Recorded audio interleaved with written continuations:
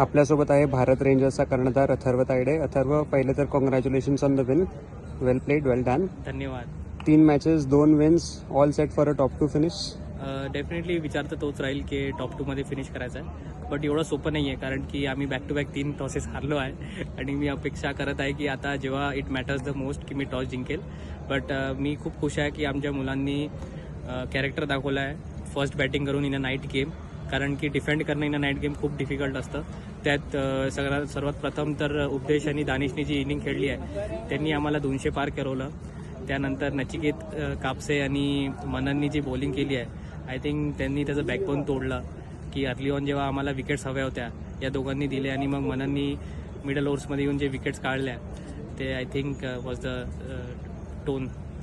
सरफेसबद्दल काय सांगशील? कारण सुरुवातीच्या 3-4 दिवस आपण बघितलं बॅटिंग एवढी इझी नव्हती, थोडा स्लो, डबल पेस विकेट होता, पण आपण मागच्या म्हणजे 1-2 दिवसापासून बघतोय की रन्स इझिली बनतात आहे. तर has it changed a bit? Has it become a bit more easier for the batters?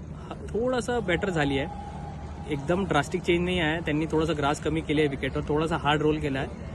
That's the main difference. अजून काही जास्त चेंज नाही झाला आहे. अजून फार बेटर होऊ शकतं. अजून खूप स्लो विकेट आहे, याच्यावरून पण फास्ट होऊ शकते विकेट. बट आम्ही खुश आहे कारण की आम्हाला एवढी पिच मिळाली आहे. मी तर त्याच्यातच खुश होतो.